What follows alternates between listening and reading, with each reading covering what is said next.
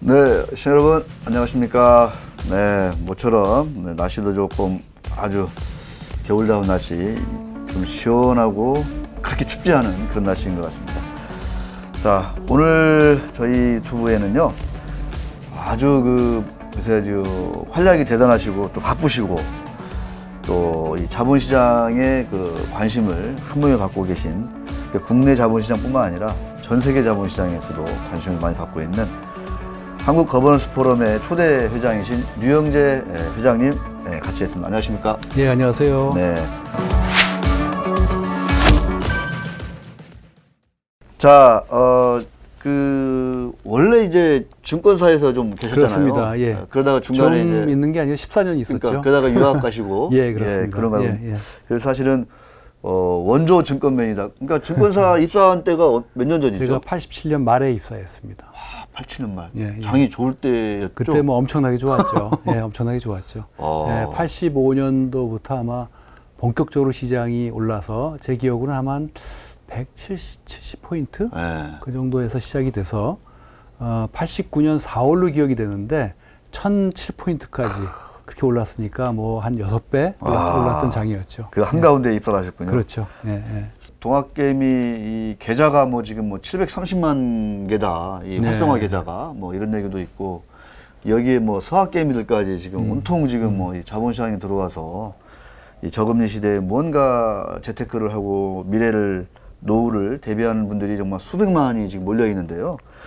그러니까 선배로서 그분들에게 뭐 좀 이렇게 해주고 싶은 말씀이라든가 뭐 작년에 워낙 증시가 또 많이 급등을 했잖아요. 올해 1월 초까지 연초까지 좀 올해 증시는 어떠할 거다. 그런 어떤 나름대로 또 전문가로서의 어떤 그런 식견 판단이 좀 있을 것 같습니다. 되게 궁금해요 개인적으로도. 기본적으로 사실 저는 시장에 대해서는 nobody knows, 누구도 모른다고 생각합니다. 그러니까 우리나라 언론이라든가 또 증권사에서 이제 전략이나 시황을 하시는 분들이 우리나라는 참 목소리가 이렇게 크고 언론에서 그걸 많이 받아주시는데 저는 시황에 대한 거는 하나님도 모른다고 생각합니다. 그래서 nobody knows입니다. 그래서 우리가 기본적으로 주식 투자라는 걸 갖다 잘못 알고 있고 잘못 배웠다고 저는 생각을 합니다. 그런 생각을 머릿속에서 완전히 지워버리셔야 된다고 저는 생각을 하고요.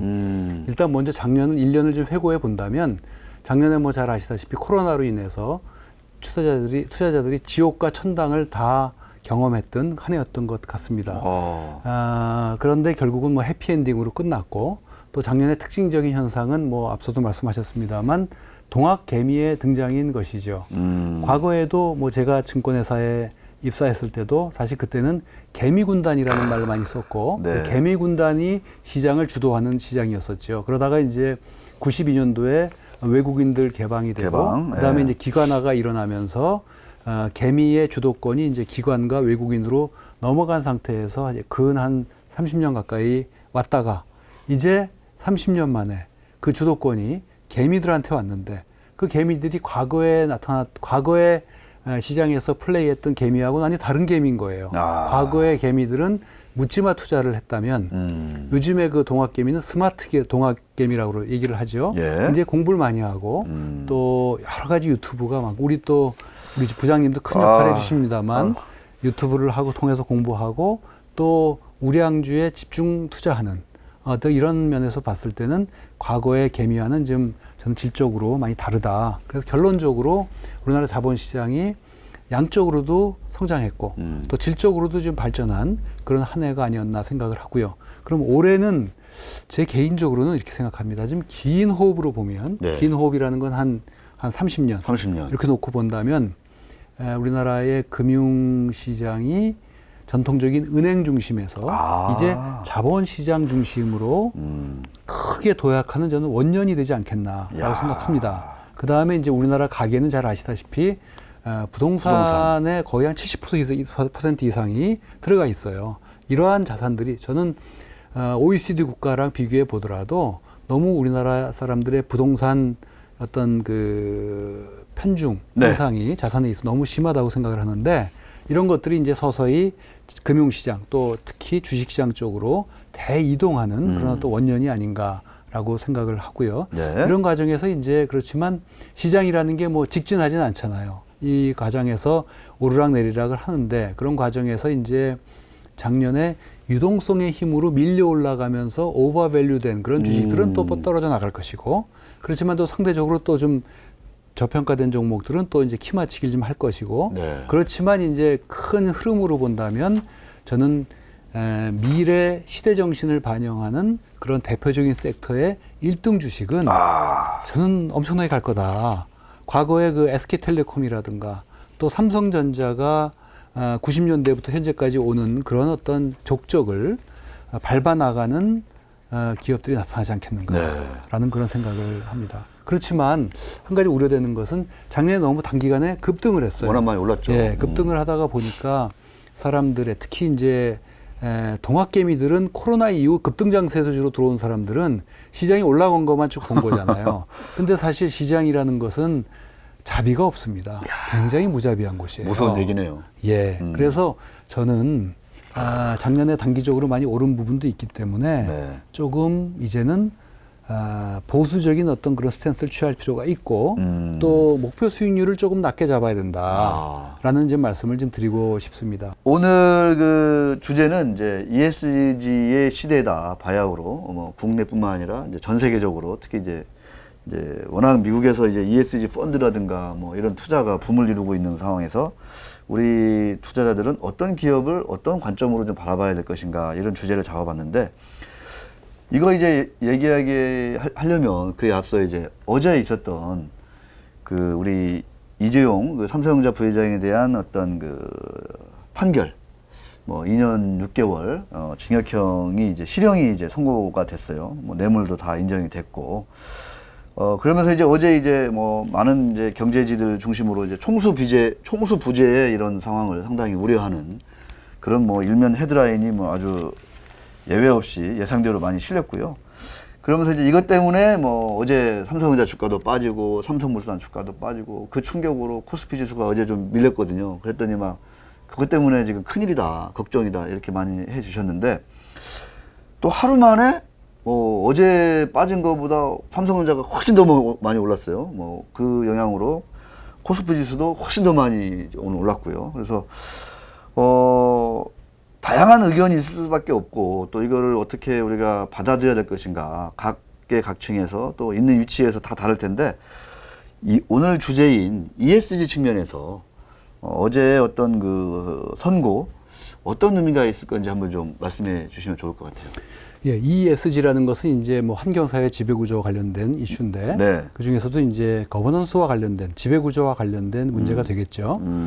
사실 저 이재용 씨 어제 사건은 저는 기업 지배구조의 종합 선물 세트와 같은 사건이라고 생각합니다. 횡령 배임, 그 다음에 또 회계 분식, 그 다음에 무늬만 거수기에 머무르는 어떤 이사의 문제라든가 이런 것들이 다 복합되어 있는 이런 문제라고 생각을 하고 따라서 그러한 그 중대한 어떤 범죄에 대해서 실형이 선고된 것에 대해서는 양형에 대해서는 물론 뭐 이견들이 있겠습니다만 저는 다행이라고 생각을 하고 결국 이것을 여타 기업들이 하나의 반면교사로 삼아서 여타 기업들의 어떤 거버넌스를 갖다가 지금 스스로 돌아보는 그런 계기가 됐으면 합니다. 또 우리나라 입장에서 보게 되면 저는 그 한국 그 해외 투자자들 중에서 한국 시장에 투자하는 해외 투자자들에게 어떤 이러한 어떤 그 판결이 내렸다는 것은 그 대한민국 주식회사 대한민국의 어떤 투명성과 어떤 신뢰성을 높이는데 오히려 긍정적인 역할을 하지 않았겠는가라고 저는 생각을 합니다. 네. 자, ESG 아까 뭐 환경사회 지배구조의 어떤 그 줄임말이다 이렇게 말씀해 주셨는데 뭐 누차 말씀드렸지만 지금 영미 자본주의를 중심으로 해서 이 ESG 투자가 이제 거의 뭐 지금은 뭐 대세다 뭐 이런 얘기가 있어요. 예. 제가 근데 솔직히 저는 이게 어느 정도 대세인지는 제가 잘 모르겠어요. 잘 모르겠는데 그 정도로 이제 상당히 호황을 이루는 것 같고 그게 이제 그 여파로 우리나라 들어오면서 우리나라 이제 웬만한 기업들도 뭐 작년 연말 연초에 뭐 ESG 강화하겠다 뭐 준비한다 막 이런 기사들 보도자료를 참 많이 봤던 것 같습니다. 우리 저 대표님 보시기에 그 ESG를 좀 이렇게 이게 ESG다 옛날에 뭐 사회적 책임 투자 뭐 이런 얘기도 많이 있었고 이른바 그 이전에는 우리가 쉽게 기업의 사회공헌 뭐 이런 얘기도 많이 예, 했는데 사회 책임 투자, 뭐 그전엔 또 윤리 투자 이런 말로도 많이 CSR 뭐 이런 얘기도 예, 했잖아요, 그죠? 예, 예. 근데 이제 이 시대의 ESG는 과연 어떤 점에서 차별화되는지 좀 말씀해 주시죠. 예, 사실 이제 사회 책임 투자 이전에 이제 윤리 투자라는 것이 있었고, 예. 그다음에 윤리 투자에 뭐 사회 책임 투자, 그러다가 이제 요즘에는 뭐 ESG 투자 혹은 책임 투자라는 말을 이렇게 불리고 있습니다. 조금 이거 설명하자면 사실 긴데 네네. 윤리 투자라든가 사회 책임 투자라는 건 약간 지금 규범적인 그런 어떤 관점이 강했다고 보여지는데 이제 이것이 점점 메인스트림 투자자들한테 들어오면서 어떤 규범적인 어떤 그런 관점이라기보다는 좀 장기 투자하는 과정에서 전통적인 재무적인 측면 말고 이른바 비재무적인 측면에서 기업의 어떤 리스크 팩터가 어떤 것이 있는가, 혹은 어떤 기업의 우발 채무적인 어떤 그런 위험 요인은 무엇이 있는가라는 걸 이제 보기 시작을 했는데 그런 것들이 주로 환경적인 측면이라든가 사회적인 측면이라든가 또 지배구조 측면에서 일어날 수 있다. 왜냐하면 환경 쪽은 이제 환경과 관련된 예컨대 대기 오염이라든가 수질 오염이라든가 토양 오염 같은 것들 이런 거에 대한 규제가 점점점 높아지잖아요. 네네. 쉽게 말씀드려서 기후변화와 관련해서 온실가스 배출도 산업혁명 이후로 온실가스 배출하는 거에 대해서 돈 내고 뿜으라는 얘기를 안 했어요.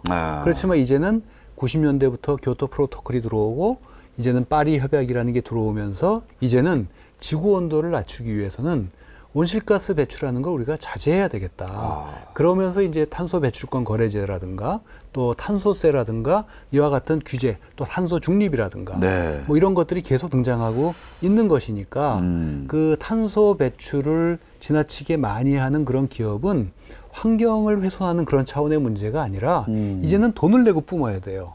내뿜어야 되기 때문에 그건 캐시 아웃플로우가 되는 겁니다. 그래서 이 기후변화 이슈나 환경 이슈가 그냥 한가한 환경론자들의 얘기가 아니라 이게 이제 기업 경영에 현금 흐름에 영향을 미치는 숫자에 영향을 팩터가 미치는 것이 된 겁니다. 그래서 저는 ESG 팩터가 비재무적 요인이 아니라 곧 재무적 요인이라고 저는 얘기를 하고 있는데 네네. 이런 면에서 이제 이가 중요해진 것이고 또 사회 같은 경우도 이제는 요즘에 우리나라도 뭐 중대재해기업 뭐 처벌법이라든가 이런 거에 갑론을박이 있습니다만 사실 과거에는 산업재해 문제에 대해서 그렇게 신경을 안 썼어요. 왜냐하면 우리가 배고팠고 못 살았고 절대 빈곤에 놓여 있었기 때문에 어떻게 하면 더 경제적인 어떤 재화를 더 많이 만들어내느냐에 더 우리가 천착했던 것이죠. 네네. 그 과정에서 인권이라든가 사람의 인권이라든가 사람의 목숨이라든가 또 소비자 후생이라든가 이런 것들에 대해서 상대적으로 좀 그런 것들을 좀 후순위로 놨던 것이죠. 그런데 이런 것들도 또한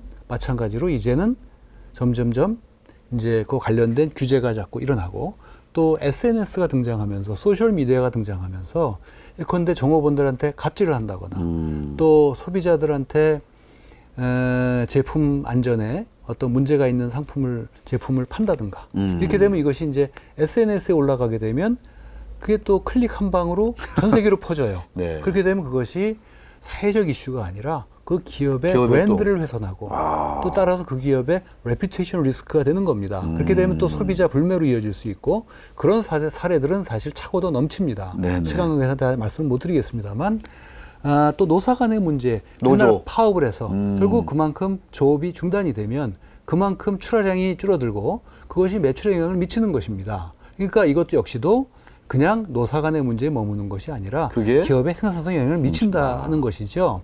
그러니까 이것이 점점점 두 개가 이렇게 점점점 이렇게 이제 합쳐지는 그런 재무적인 것과 환경적인 것, 사회적인 것, 또 지배구조라는 것은 저희가 뭐 엔론 사태가 대표적입니다만 그 잘 나가던 기업이 그 당시 미국의 시가총액의 한 10위권 정도 됐었던 그런 기업이 1조 한 3천억 우리 돈으로 분식한 거로 인해서 그냥 한 방에 훅 간 겁니다. 그래서 이런 것들을 거치면서 샀다 팔았다 하는 단기 투자자들은 모르겠지만 연기금과 같은 또 국부펀드라든가 인다우먼트 펀드와 같은 비교적 장기로 투자하는 투자자들에게는 ESG를 고려하지 않고 투자했다가는 우리도 훅 갈 수 있다 라는 거를 이제 각성시킨 것이죠. 그런 면에서 이제 ESG가 중요해졌고 이것이 논의가 촉발된 건 사실 21세기 들어서부터인데 금융위기를 거치면서 서구에서는 한 번 더 점프를 했고 그러다가 이제 최근에 코로나 사태와 바이든의 당선이 불을 지폈다라고 봅니다. 야. 예, 왜 그러냐면 바이든의 당선? 코로나? 그건 왜 그러냐면 그 얘기를 한번 넘어가 보실까요? 예, 네, 코로나라는 것은 네. 코로나를 통해서 이제 우리가 코로나가 딱 터졌을 때 파이낸셜 타임즈라든가 또 월스트리트 저널에서 어떤 얘기를 했냐면 코로나라는 미중유의 위기가 터졌기 때문에 이제 기업들은 과거에 뭐 사회공헌 활동이나 이런 것들이 경기가 리세션이면 그런 거에 자원 배분을 줄이잖아요. 그렇기 때문에 코로나가 등장함으로써 ESG에 대한 거 신경 안 쓸 것이다라고 생각을 했어요. 그런데 작년 1년 동안에 글로벌리 보면 ESG ETF 펀드가 따블이 성장을 했어요. 이것은 뭘 의미하냐면 코로나를 통해서 이제 우리 인류가 지난 300년 동안, 그러니까 산업혁명 이후로 살아왔던 방식이라든가 소비라든가 투자라든가 이런 것들에 대해서 한번 돌아보게 된 것이고 그런 걸 통해서 화석연료의 문제라든가 이런 것들에 대해서 이제 깊은 성찰이 전 있었다고 생각을 하고 그런 것들이 결국은 리뉴어블 에너지라든가 에너지 전환 쪽으로의 어떤 그런 것들을 이끌었다. 엄청나게 지금 뭐 그쪽으로 돈이 지금 쏠리고 그런 쪽으로 지금 가고 있고요. 또 바이든 당선인 같은 바이든 경우에는 당선인과 ESG 바이든 당선인의 대선 공약을 보게 되면 첫 번째 내가 당선되면 트럼프가 탈퇴했던 파리 기후협약에 다시 제가할 것이다. 트럼프 대차게 탈퇴했잖아요, 그냥. 예, 그렇죠. 그래서 바이든 자체는 바로 그냥 제가 리뉴어블 에너지라든가 친환경 이런 것들에 굉장히 관심이 많고요. 일단 단적으로.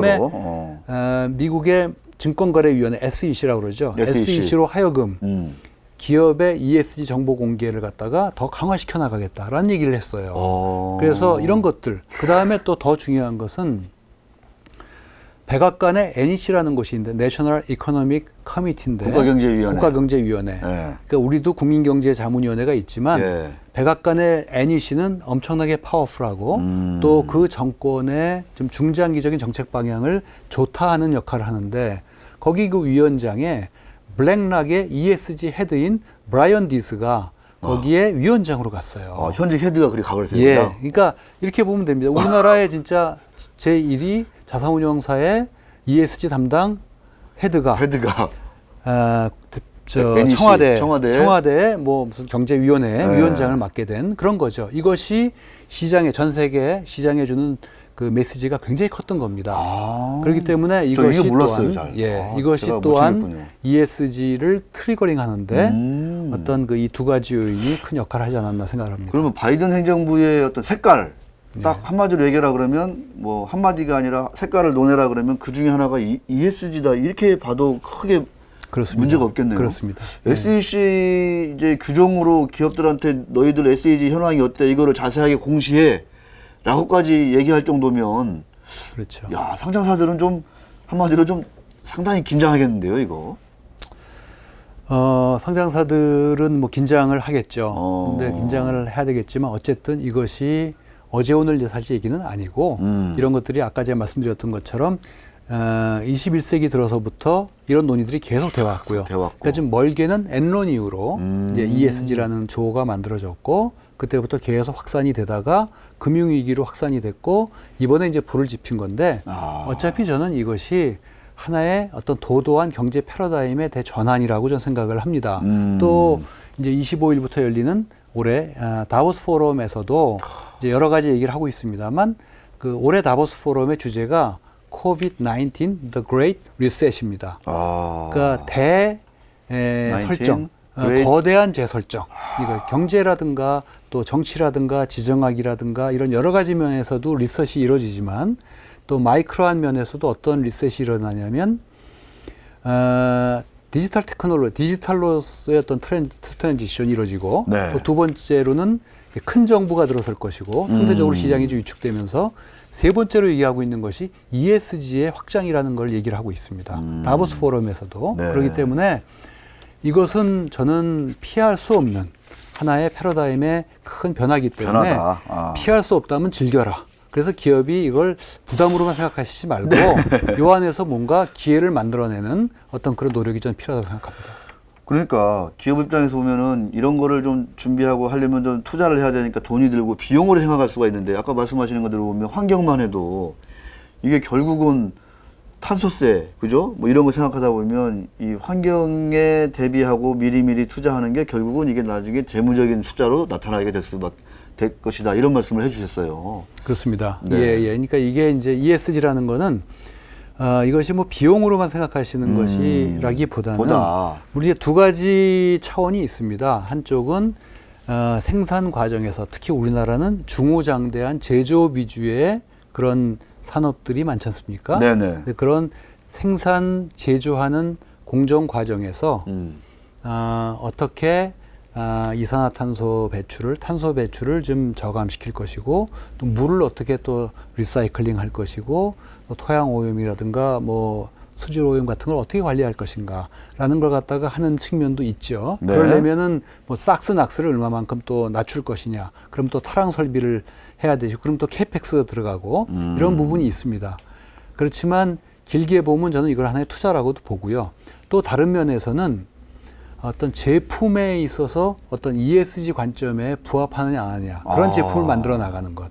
예컨대 자동차 같은 경우도 전기차, 수소차도 ESG 관점이라죠. 거기에 이제 앞으로 기회가 있는 것이죠. 내연기관의 어떤 자동차보다는 그 다음에 제품의 안전 같은 것 이런 것도 저는 굉장히 친환경 중요하고 또 친환경성을 강조한 것들 그런 것들이 또 어떻게 보면 또 에너지 효율적인 거니까 소비자 입장에서 보면은 훨씬 더 사용 비용이 적게 드는 그런 제품일 수 있는 것이죠. 네. 그래서 그런 쪽으로 또 R&D를 하게 되면 또 어퍼튜니티가 될 수 있다, 기회가 될 수 있다라고 이렇게 보여요. 양면이 다 있다 이렇게 봅니다.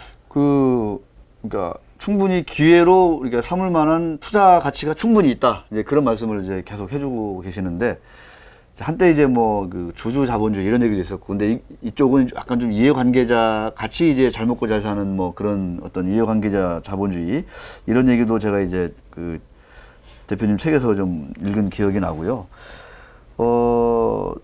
사실은 이제 뭐 노조 문제만 해도 사실은 이제 노조를 바라보는 시각이 옛날에는 막 극단적으로 쏠렸었는데 지금 선진국에서는 어떤 회사에 노조가 없는 게 말이 되냐? 뭐 이런 얘기가 나올 정도로 그러니까 질문의 어떤 그 방향이라든가 그 본질이 완전히 달라진다 이런 얘기도 제가 좀 듣고 그랬었는데 참 뭔가 좀 앞서가는 듯한 그런 영역에서 우리가 지금 이렇게 고민을 하고 있고 우리 저 KCGF 회장님하고 제가 이렇게 좀 얘기를 하고 있는 거 아닌가 이런 생각이 들기도 합니다.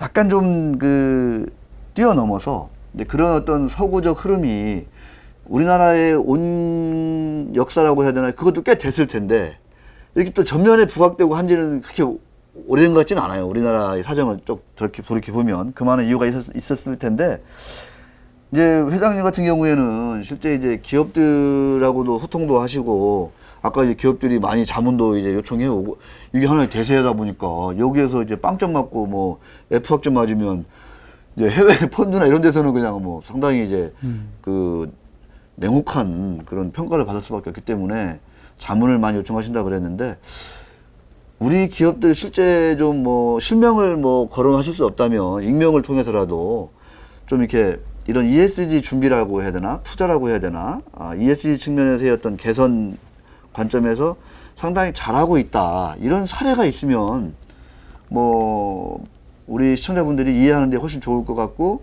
기업 관계자분들도 이걸 영상을 보면서 이런 거를 해야 되겠구나 좀 느낄 것 같습니다.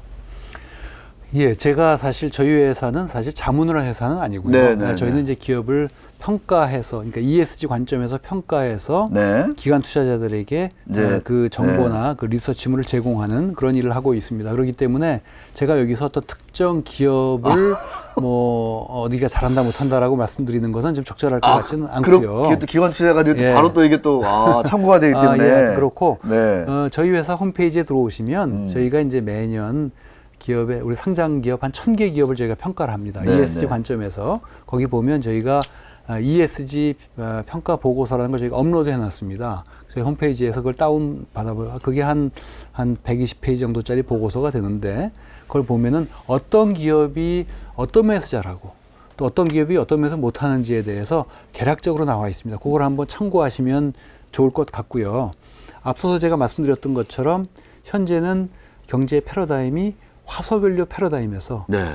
ESG 패러다임으로 바뀌는 그런 전환기에 있기 때문에 ESG 경제, ESG 기반 경제에서 뭔가 기회를 도모하는 그런 기업들, 그런 기업들에 전 주목해야 된다고 봅니다. 그런데 그런 기업이라는 것은 에너지 전환이라든가 또 그린 뉴딜이라든가 또 바이오 산업이라든가 또 다양성 및 사회 안전망과 관련된 것들, 또 투명성, 이런 것들이 결국은 ESG 경제의 요소들이거든요. 그러니까 이런 면에서 잘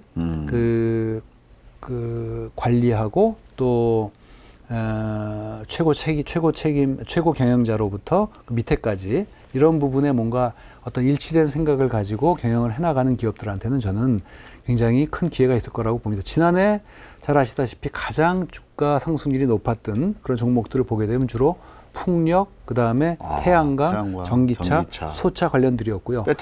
배터리 이런 것들이 전기차 관련된 것이고, 또 올해도 뭐 대형주들이 지금 주도를 하고 있습니다만 이들 업체들 대다수가 에너지 전환과 관련된 그런 기업들입니다. 뭐 현대차가 그렇고요. 이거야 뭐 제가 뭐 실명을 말씀드려도 이미 다 알려진 것들이고 또 LG 그룹의 뭐 배터리 부분이라든가 또 그 LG 또 SK 그룹의 어떤 수소 어떤 투자라든가 뭐 이런 것들이 어떤 시대 정신을 잘 읽고 거기에 뭔가 선제적으로 뭔가 적절하게 잘 어떤 그 뭐랄까 포지셔닝을 한 그런 기업들이 아닌가 저는 그렇게 생각을 합니다. 근데 이제 제가 보면은 ESG 측면에서 별로 이렇게 우수해 보이지 않는 기업들이 막 홈페이지 가면 ESG 우리가 아주 최고 등급을 받았다는 등 뭐 아주 그냥 자화자찬이 좀 많은 경우가 있어요.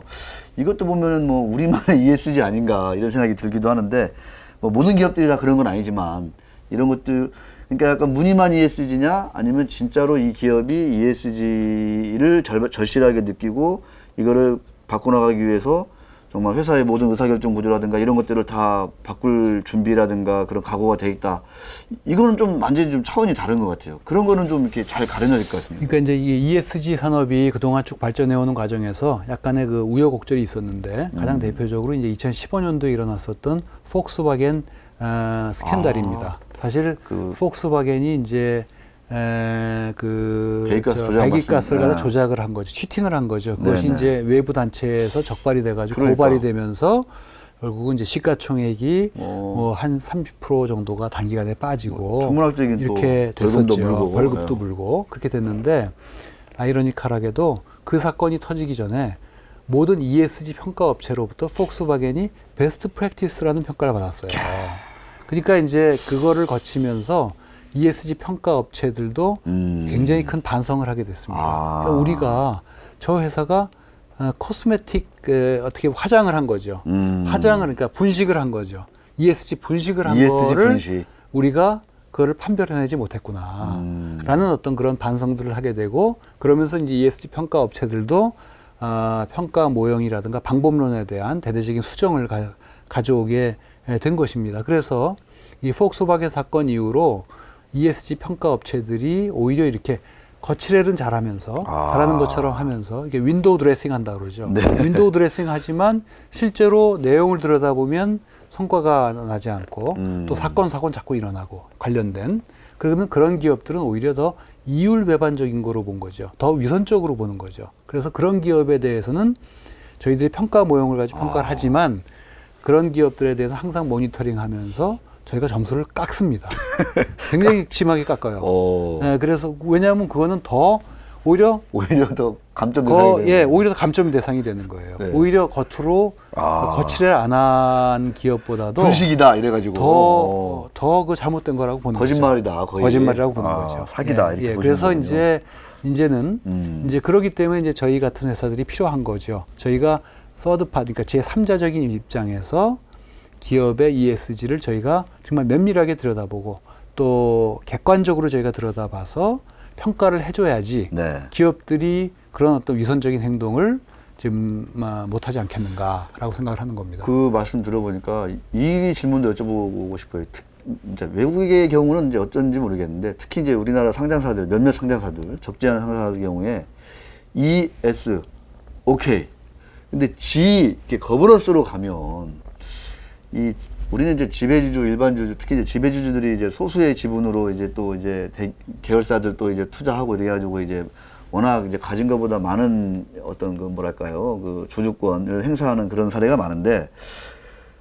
그러면서 이제 사실은 이런 지배주주들이 일반 주주들을 대하는 태도 이런 것들을 보면 상당히 이제 좀 낙후되어 있는데 그러면서 또 한편으로는 또 ES 이런 거는 우리가 뭐 되게 잘한다 뭐 이렇게 또 이제 얘기하는 그런 사례들이 좀 빈번하게 보이거든요. 그래서 야 정작 그 회사의 하나의 그 주인이라고 할 수 있는 그 소수주주들한테는 상당히 아주 박하게 점수를 받는 반면에 뭐 사회적으로 우리가 친환경적인 모범 기업이다 이렇게 얘기하는 것도 사실은 좀 앞뒤가 맞지 않는 거 아니냐 이런 생각이 좀 들거든요. 이거는 좀 어떻게 좀 평가하십니까? 예, 사실 이제 ESG라는 조어 자체가 이제 유럽에서 만들어진 겁니다. 그러니까 이제 유럽의 기업들은 거버넌스나 미국 용어가 아니군요. 예, 유럽에서 이제 ESG라는 용어가 처음 만들어졌고요. 네.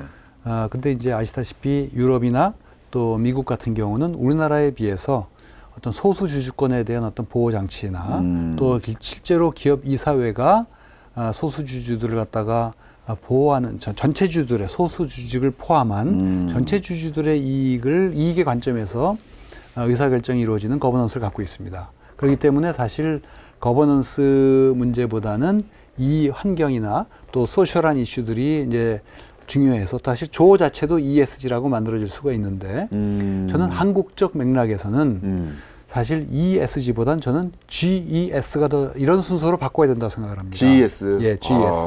그러니까 쥐꼬리 지분 갖고 있는 오너 일가들이 전체 대부분의 자산을 갖고 있는 일반 주주, 즉 비지배주주들의 몫을 가지고 생색을 내는 거거든요. 그런데 생색내는 건 괜찮습니다만 이러저러한 방법으로 편취하는 경우 또 특권적 소비를 하는 경우가 사실 굉장히 많지 않습니까? 네. 우리나라는. GS. 그러면서 소수주주들인 비지배주주들의 이익을 훼손하고 자기들이 뺏어가면서 그러면서 환경을 보호한다 그러고 그러면서 사회공헌 활동을 한다 그러고 이해관계자를 배려한다고 하는 것이 설득력이 없는 것입니다. 그리고 이러한 것들이 사회적 합의 이런 관점에 이렇게 어떤 하는 것들이 과연 우리 사회에서 얼마만큼 사회적으로 합의가 될 수 있는 것이냐. 사실 유럽 같은 경우는 이에서 환경을 전면으로 내세우는 것이 유럽 국가 사람들은 사실 환경에 대한 어떤 인식 수준이 굉장히 높고요. 특히 이제 영국이나 네덜란드 같은 사람은 네덜란드 국민들 같은 경우에는 기후변화 이슈에 대해서 엄청나게 교육이 되어 있어요. 그래서 그런 어떤 인식 수준이 굉장히 높습니다. 그렇기 때문에 소셜 컨센서스에 이루어져 있는 거예요. 그런데 한국에서 거버넌스와 환경과 소셜을 본다면 어떤 것이 사회적 합의가 이루어져 있는 요소냐라고 본다면 사실 IMF 때부터 우리가 거슬러 내려가 보면 사실 지배구조 문제가 얼마나 심각했고 결국은 그로 인해서 우리한테 IMF라는 큰 대재앙이 왔었고 여전히 우리나라는 그 지배구조 문제에 20년이 지났지만 개선되지 않은 것들을 상당수 많은 국민들이 이미 알고 있지 않습니까? 그렇기 때문에 저는 ESG 하는 거에 저는 박수를 보내고 싶고 제가 그 일을 오랫동안 해온 사람이지만 한국적 맥락에서는 일단은 그 거버넌스의 투명성부터 먼저 풀어야 된다. 라고 먼저 풀거나 아니면 더 방점을 찍고 운영을 해야 된다라고 저는 생각을 합니다. GES다. ESG라기보다 우리의 실정에 맞게 GES, G를 앞세우는 게 보다 현실적으로 또 사회적으로 더 바람직한 게 아니냐, 필요하다 이런 말씀이십니다. 우리 좀 바쁘신데 지금 이제 뭐 그 시간이 지금 지났는데 그래도 꼭 여쭤보고 싶은 게 한두 가지가 있어서 약간 개별적인 사안 비슷하게 여쭤보도록 하겠습니다. 아까 이제 기관 투자가 말씀도 하셨고 이 ESG라는 게 이제 서구적 관점에서 큰 펀드들이 이거를 가지고 이제 평가를 해가지고 투자를 하기 때문에 기업들이 이거 안 하면은 이제 뭐 상당히 안 되는 듯한 이런 분위기가 형성돼 있다 사회적으로. 우리 국민연금은 어때요? ESG 이런 투자에 있어서 가장 큰 물자 아니겠습니까? 국민연금이. 그렇죠. 이제 왜냐하면 이제 그 국민연금의 그 투자 원칙을 보게 되면 네. 수익성만 있는 게 아니라 수익성, 공공성, 안정성, 독립성, 유동성, 지속 가능성 거기 네. ESG가 들어가 있어요. 그렇기 때문에 국민연금이야말로 정말 제대로 ESG 투자를 해야 되는 그런 기금이라고 생각합니다. 또 아시다시피 국민연금은 뭐 지금 4차 추계로 보면 2041년까지는 기금이 약 1770조까지 이렇게 늘어나게 되어 있으니까 앞으로 향후 한 15년 정도까지 긴 호흡으로 투자할 수 있는 우리나라의 유일한 펀드라고 생각합니다. 네. 그렇기 때문에 국민연금이 ESG에 관심을 가져야 되는 건 당연하고 또 해외도 이런 공적 연기금들의 주도하에서 이 ESG 투자가 확산되어 왔습니다. 공적 연기금들이 관심을 가지니까 운용사들은 그들의 자금을 받기 위해서 또 ESG를 사는 거죠. 최근에 그 블랙락 얘기를 많이 하는데 블랙락의 그 레리 핑크가 개가천선해서 ESG를 열심히 하는 것이 아닙니다. 사실 블랙락은 사실 금융위기를 일으키는데 어떤 일정한 저는 안 좋은 영향을 했던 사람이라고 생각을 해요. 책임이 있다. 예, 책임 있는 사람 중에 하나인데 어쨌든 간에 최근에 레리 핑크가 입만 열면 ESG 얘기를 하고 기후변화 얘기를 하고 이해관계자를 얘기를 하는 것은 그가 그런 철학을 갖고 있는지는 잘 모르겠어요. 그렇지만 그들한테 자금을 맡기는 공적 연기금이나 세계적인 거대한 연기금 펀드나 국부 펀드나 인다우먼트 펀드나 대학 기금이나 이런 기금들이 채러티 펀드나 이런 데가 다 ESG를 요구하고 있는 겁니다. 그렇기 때문에 그들한테 코드를 안 맞추면 자금을 못 받기 때문에 그렇게 하고 있는 거예요. 그러니까 공적 연기금이 ESG를 얘기를 해야 그것이 자본시장 밑으로 이렇게 낙수 효과가 일어나는 것입니다. 그리고 운용사한테 가고 또 그것이 또 기업한테 전파되고 그러면서 우리 자본시장 내지는 우리 경제 생태계가 좀 더 서스테이너블해지는 것이죠. 그래서 국민연금의 역할이 중요한데 사실 국민연금은 그동안 지난 한 2006년도부터 사회 책임 투자를 시작을 해왔고 그렇죠. 예, 우리나라에선 가장 선도적인 역할을 사실 해온 거는 사실입니다. 그렇지만 그래서 또 최근에도 보게 되면 국민연금이 ESG 운용 위탁 쪽에 한 30조 정도를 갖다 배분하고 있는 걸로 알고 있는데 이제는 뭐 양적인 것이 중요한 것이 아니라 또 최근에 보면 이제 국민연금 이사장님도 지난달 말로 제가 기억이 됩니다. 지난달로 기억이 됩니다만 연말에 2022년까지 전체 자산의 50%를 ESG 자산에 배분하겠다라고 발표를 하셨어요. 상당히 충격적이네요. 예, 근데 전체 자산의 50%면 지금 한 780조 되니까 사실 엄청난 돈인데 양이 중요한 것도 물론 중요합니다만 퀄리티 어떻게 ESG를 하느냐 어떻게 정말 ESG를 갖다 제대로 하느냐라는 것이 전 더 중요하다고 생각을 합니다. 그거는 뭘 보면 알 수 있냐면 국민연금 안에 이제 수탁자 책임실이라는 것이 있는데 거기서 이제 스튜어드십 코드와 ESG를 거기서 이제 관할을 하는데 거기에 자원을 배분을 해야 돼요.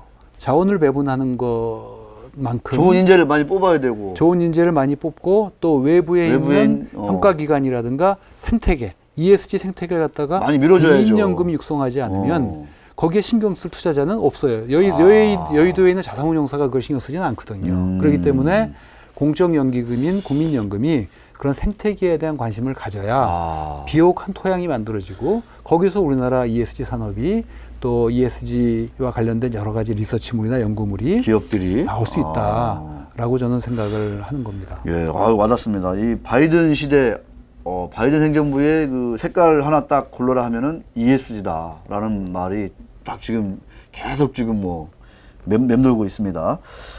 자, 이제 또 이제 ESG 아까 이제 또 마침 또 이제 스튜어디십 코드도 말씀해 주셨고 이제 또 주주총회 시즌이지 않습니까? 그래서 이제 지금 이제 수백만 이 동학개미들 주주총회 이거 뭐야 뭐 가야 되는 거야 뭐 이렇게 하시는 분들도 제법 있고 할 텐데 자, 우리 ESG 전문가로서 또 오랫동안 또 스튜어디십 코드를 또 계속 연구하고 우리 사회에 또 뿌리내는데 크게 일조하신 분으로서 우리 또 주총 시즌 어떻게 좀 맞이하고 또 각각 참여를 어떻게 했으면 좋겠다. 이런 얘기도 한번 좀 해주시죠. 예, 이제 뭐 제가 이제 기업한테도 좀 당부도 좀 이거는 드리고 뭐 싶은 게 누가 있고요. 하나, 그다음에 예, 이제 기관 투자자, 일반 투자 이렇게 나눠서 좀 말씀드리자면, 이제 저는 사실 이제 2011년도부터 지난 9년 동안 이제 의안 분석 서비스를 저희가 쭉 해왔어요. 네. 의안 분석 서비스를 해보면 터무니없이 안건을 올리는 기업이 예상외로 많습니다. 터무니없다는 얘기는 뭐냐면 주주 프렌드리하지를 않은 거예요. 예컨대 그 회사에서 사회이사를 추천을 했다. 선임 안건을 냈다면 그 사회이사에 대한 자세한 프로필이 나와 있어야 되는데 그냥 한두 줄 정도 없죠. 예. 나와 있는 경우가 학력 많습니다. 스펙 정도만 나오죠. 예. 그래서 근데 일본 같은 경우만 해도 2014년도부터 스튜어디스 코드가 도입이 되고 일본의 공적연금이 강조하면서 일본 기업의 주주총회 안건 올라오는 거 보면 굉장히 자세합니다. 그러니까 사회이사, 이사 후보에 대한 프로필이 보통 2페이지씩 실려요. 그 정도로. 그러니까 그 사람이 그것만 보게 되면 딱 그 사람의 경력과 또 그 사람의 전문성이 어떻고 그 사람의 어떤 그런 그 경험이나 이런 것들을 그냥 다 파악할 수 있도록 그게 상세하게 디스클로저가 되는 거거든요. 그래야지 그 외부에 있는 투자자들과 또 우리 같은 의아무석 업체들이 제대로 그 사람을 평가할 수 있지 않겠습니까?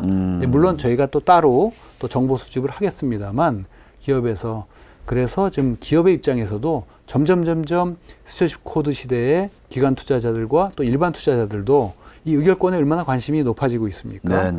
이런 분위기를 잘 좀 파악하시고 좀 더 친절한 그런 안건을 그 공시할 필요가 있다라는 점이고요. 그 다음에 이제 기관 투자자들 같은 경우에는 이제는 뭐 의결권 행사 비율이 굉장히 높아졌고 또 의결권 행사를 할 때 저희와 같은 의안 분석 업체의 도움을 받아서 옛날처럼 그냥 거수기 무조건 100% 찬성하는 것이 아니라 지금 분석하고 그리고 표를 행사하는 기관 투자자 비율이 높아졌는데 저는 주주총회라는 것은 3월에만 열리는 것이 아니라 연중 무휴로 열려야 된다고 생각합니다. 무슨 의미냐면 3월에만 발작 그냥 주주총회 가서 표 행사하고 끝나는 것이 아니라 정말 그 선관주의 의무를 다하는 기관 투자자라면 1년 내내 자기가 투자한 그 기업을 성심성의껏 모니터링하고 해야 된다. 그 기업의 주주이익을 훼손하는 일들이 발생한다면 정말 대화를 신청을 하고 편지를 보내고 미팅을 신청을 해서 그 문제를 제기를 해야 되는 겁니다. 이것이 선관주의 의무에 합당한 것이죠. 이런 투자를 해야 된다라는 걸 정말 당부를 드리고 싶고요. 그래야지 이제 저 돈도 많이 또 막힐 거 아니에요, 그죠? 예. 그다음에 이제 동학개미들 일반 투자자들도 이제는 그냥 주가만 너무 보시는데 주가를 보시는 것이 아니라 그 기업을 보셔야 됩니다. 그래야지 여러분들이 투자에 성공할 수 있는 거예요. 주식 투자라는 것은 주식이라는 종이짝을 사는 것이 아닙니다. 그 기업을 사는 거예요. 그렇기 때문에 그 기업의 주주총회에 어떤 안건이 올라오는지도 좀 보시고 또 시간이 되시면 주총회도 참석하셔서 여러분들의 지분 그 주식수와 상관없이 소중한 표를 갖다가 행사하는 것이 저는 참여 민주주의와 같은 참여 자본주의가 아닌가라고 저는 생각을 합니다. 이거는 그냥 뭐 마치기에 좀 아까워서 드리는 말씀인데 요새 전 세계적으로 이 테슬라라는 어떤 괴물이 하나 나타났잖아요. 엄청나게 이 전기차 회사가. 그러면서도 이제 여기도 이제 ESG 펀드에서도 상당히 뭐 열심히 좀 투자를 많이 했다. 뭐 이런 외신 보도도 있고, 뭐 우리 국내 이 성악개미들 중에서도 뭐 테슬라 엄청나게 많이 들고 있거든요. 5억 불 이상 들고 있는 걸로 이렇게 알고 있는데, 주가도 뭐 지난 1년 사이에 뭐 7배, 8배가 지금 올랐으니까. 이런 테슬라 같은 기업이 이렇게 부상한데도 역시 ESG가 좀 역할을 했다. 이렇게 좀 봐야 됩니까? 어떻게 좀 보시나요? 뭐 그렇습니다. 지금 사실 이제 글로벌 그 ESG 투자자들의 자금 흐름을 보게 되면 그게 이제 두 가지 갈래로 이제 가는데 첫 번째가 이제 디지털 트랜스포메이션인 것이죠. 디지털 트랜스포메이션에 부합하는 그런 섹터나 또 그런 기업들에 관심을 많이 갖죠. 예컨대 원격 진료라든가 또 원격 뭐 재택근무라든가 이런 것들이 결국은 트래픽을 낮추면서 환경 부하를 떨어뜨리는 거거든요. 그만큼 그거는 친환경적인 환경적이다. 거라고 볼 수 있는 것이죠.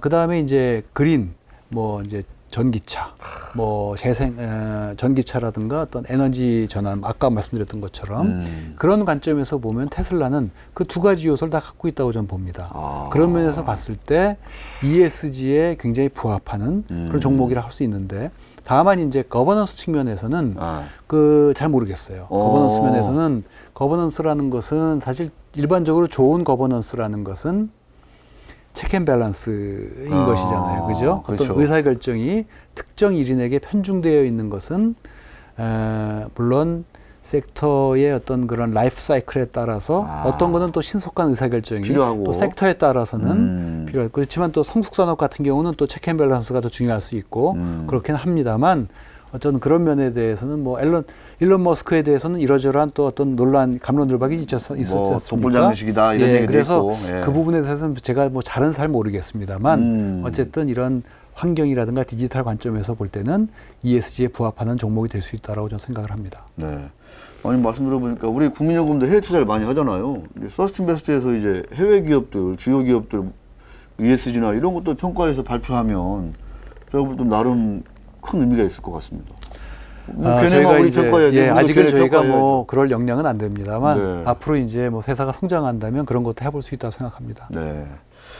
뭐 뵐 때마다 상당히 좀 동안이셔가지고 제가 부럽기도 하고 그런데 우리 신축년 우리 이영재 회장님, 대표님 정말 건강부터 잘 챙기시고 하시는 일 잘 다 성취하시길 바라겠습니다. 오늘 말씀 예. 너무너무 고맙습니다. 예, 감사합니다. 바쁘신데 정말 수고하셨습니다. 예, 감사합니다. 네. 예.